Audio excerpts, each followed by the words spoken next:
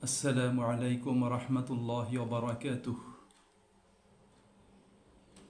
সুপ্রিয় মুমিন মুসলিম ভাই ও বোনেরা, পরম করুণাময় আল্লাহ তাআলা বলেন, ফাযকুরুনি আযকুরকুম ওয়াশকুরু লি ওয়া লা তাকফুরুন। তোমরা আমাকে স্মরণ করো, তাহলে আমি তোমাদেরকে স্মরণ করব, স্মরণ রাখব। আমার শুকর আদায় করো এবং আমার প্রতি অকৃতজ্ঞ হয়েও না। আল্লাহ তাআলা বলেন, আনিশকুর লিল্লাহ ওয়া মান ইয়াশকুর লিল্লাহ ফাইন্নামা ইয়াশকুরু লিনাফসিহি। তোমরা আল্লাহ তাআলার শুকর আদায় করো। যে ব্যক্তি আল্লাহ তাআলার শুকর আদায় করবে, এই শুকর আদায় তার নিজের জন্যই কল্যাণকর হবে। আল্লাহ তাআলা বলেন, ইয়া আইয়ুহাল্লাযীনা আমানুস্তাঈনু বিস-সাবরি ওয়াস-সালাহ ইন্নাল্লাহা মা'আস-সাবিরিন। হে মুমিনগণ, তোমরা ধৈর্য ধারণ করে এবং সলাত কায়েমের মাধ্যমে আল্লাহ তাআলার কাছে সাহায্য প্রার্থনা করো। নিশ্চয়ই আল্লাহ তাআলা ধৈর্যশীলদের সাথে রয়েছেন। আল্লাহ তাআলা বলেন, ইয়া আইয়ুহাল্লাযীনা আমানুসবিরু ওয়া সাবিরু ওয়া রাবিতু ওয়াত্তাকুল্লাহ লাআল্লাকুম তুফলিহুন। হে মুমিনগণ, তোমরা ধৈর্য ধারণ করো, পরস্পর ধৈর্যের প্রতিযোগিতা করো এবং তোমরা তোমাদের সীমান্ত প্রহরা জোরদার করো তথা আল্লাহ পাকের পথে সর্বদা সজাগ এবং তৎপর থাকো। আর আল্লাহ তাআলার ব্যাপারে তাকওয়া অবলম্বন করো, তাহলে আশা করা যায় তোমরা সফলতা অর্জন করতে সক্ষম হবে। সম্মানিত ভাই এবং বোনেরা, মানুষের মধ্য থেকে যারা আল্লাহ তাআলার প্রতি ঈমান আনয়ন করে, আল্লাহ পাকের অনুশাসন মেনে নিয়ে তার আলোকে জীবন পরিচালনা করে, তারাই আল্লাহ পাকের কাছে মুমিন হিসাবে গণ্য। এই মুমিনদের জন্য আল্লাহ সুবহানাহু ওয়া তাআলা কোরআনুল কারীমে সফলতার এবং কল্যাণ লাভের অনেকগুলো পথ পদ্ধতি উপস্থাপন করেছেন। রাসূলুল্লাহ সাল্লাল্লাহু আলাইহি ওয়াসাল্লাম তিনি নিজেও মুমিনদের জন্য কল্যাণের এবং সফলতার দিক নির্দেশনা দান করেছেন। মুমিন জীবনের সফলতার জন্য এবং সার্বিক কল্যাণ লাভের জন্য সফলতার অন্যতম প্রধান দুটো চাবিকাঠি হচ্ছে আল্লাহ পাকের শুকর আদায় করা, তার প্রতি কৃতজ্ঞ থাকা এবং সকল অবস্থাতে সবর করা তথা ধৈর্য ধারণ করা। শুকর আদায় এজন্য করতে হবে যেহেতু আমরা প্রতিনিয়ত প্রতি মুহূর্তে আল্লাহ পাকের অসংখ্য নিয়ামতের দ্বারা সিক্ত হচ্ছি। আমাদের সৃষ্টি, অস্তিত্ব লাভ, আমাদের বেঁচে থাকা, আমাদের সুস্থ সমর্থ থাকা এবং আমাদের জীবনের সকল কিছু সঠিকভাবে পরিচালনা ও সুসম্পন্ন করার জন্য আল্লাহ সুবহানাহু ওয়া তাআলা প্রতিনিয়ত অসংখ্য নিয়ামত আমাদেরকে প্রদান করছেন। আমাদের প্রত্যেকের উচিত মৌখিকভাবে সে সমস্ত নিয়ামতের স্বীকৃতি প্রদান করে আল্লাহ পাকের কৃতজ্ঞতা প্রকাশ করা, আলহামদুলিল্লাহ বলা এবং আল্লাহ পাকের প্রতি সন্তুষ্ট থাকা। আর যে অবস্থাতেই আমি থাকি না কেন, সেই অবস্থাতেই আল্লাহ পাকের ফয়সালাকে মেনে নিয়ে আল্লাহ পাকের প্রতি রাজি এবং খুশি থাকা। আর নিজের ব্যক্তিগত জীবনের সকল কাজে কর্মে, জীবন পদ্ধতিতে আল্লাহ রাব্বুল আলামিনের প্রতি কৃতজ্ঞ থাকার, তার প্রতি সন্তুষ্ট থাকার বাস্তব নমুনা এবং প্রমাণ উপস্থাপন করা। এটাই হলো প্রকৃত শুকর। আর সবর হলো ধৈর্য ধারণ করা, ধীরস্থির থাকা, অটল অবিচল থাকা এবং প্রয়োজনে লক্ষ্যে পৌঁছার জন্য বৈধ পন্থায় সঠিক উপায় ও পদ্ধতি অবলম্বন করা। আমাদের জীবনের তিনটি কাজে সবর করতে হয়। একটি হলো আল্লাহ পাকের আনুগত্য এবং তার হুকুম পালনের জন্য সবর করতে হয়।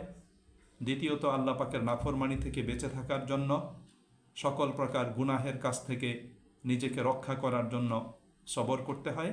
তৃতীয়ত হলো সকল প্রকার বিপদ আপদে, বালা মুসিবতে, দুর্যোগ দুর্বিপাকে, রোগ ব্যাধিতে আল্লাহ পাকের কাছে সবর করতে হয়।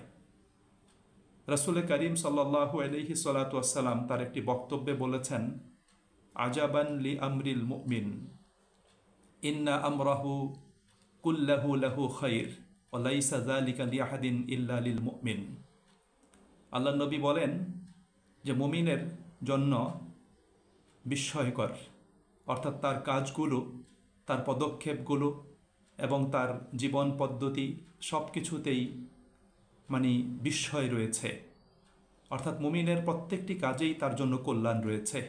এটা মুমিন ব্যতীত অন্য কারোর জন্য হয় না। আল্লাহ রাসূল বলেন, ইন আসাবাতহু সাররাউ শাকারা ফাকানা খায়রান লাহু। মুমিনের জীবনে যদি ভালো কিছু ঘটে, তার যদি কল্যাণ হয়, তাহলে সে আল্লাহ পাকের শুকর আদায় করে, আল্লাহ পাকের প্রতি কৃতজ্ঞতা প্রকাশ করে এবং এই কৃতজ্ঞতা প্রকাশ তার জন্য কল্যাণকর হয়। ওয়াইন আসাবাতহু দাররাউ সাবারা ফাকানা খায়রান লাহু।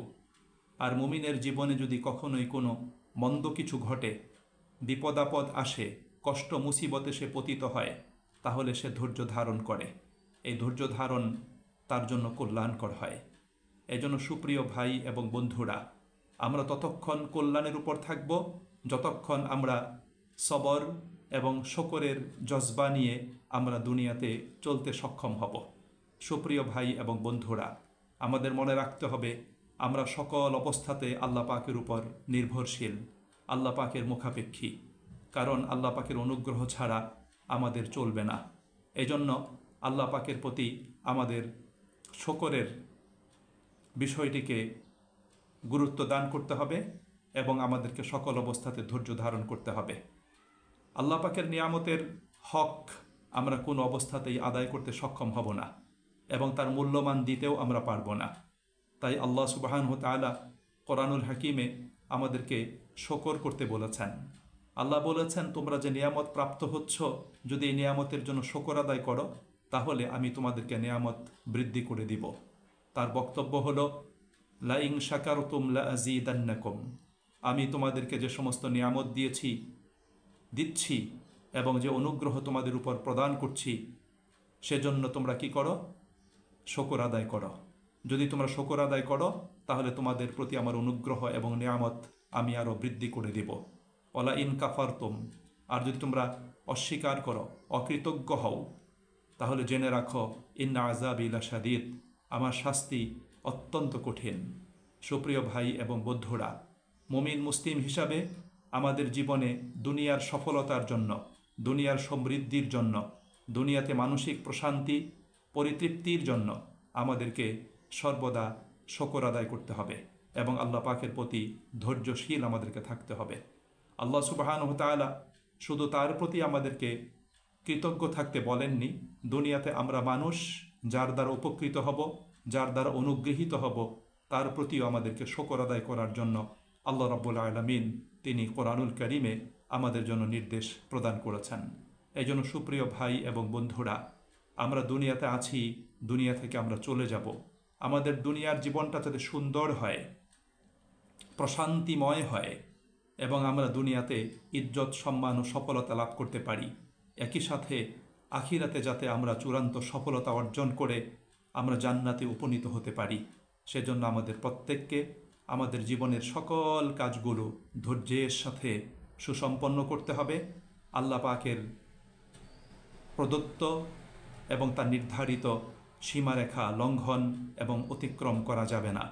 আর দ্বিতীয়ত, আল্লাহ পাকের প্রতি কৃতজ্ঞ থাকতে হবে, তার শুকর আদায় করতে হবে।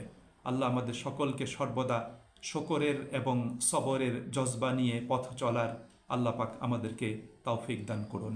হে আল্লাহ, তুমি আমাদেরকে তোমার প্রতি সন্তুষ্ট এবং কৃতজ্ঞ হৃদয় ও মন দান করো। হে আল্লাহ, আমাদেরকে এমন জবান দান করো যেই জবানের মাধ্যমে আমরা সর্বদা তোমার শুকর আদায় করতে পারি, তোমার কৃতজ্ঞতা প্রকাশ করতে পারি। হে রব্বুল আলামিন, তুমি আমাদের প্রতি অনুগ্রহ করো যেন আমরা তোমার দেখানো পথের উপর অটল অবিচল থাকতে পারি এবং আমরা তোমার অবাধ্যতা থেকে নিজেদেরকে রক্ষা করতে পারি। আল্লাহ আমাদের সকলকে তৌফিক দান করুন। আসসালামু আলাইকুম ওয়া রাহমাতুল্লাহি ওয়া বারাকাতুহু।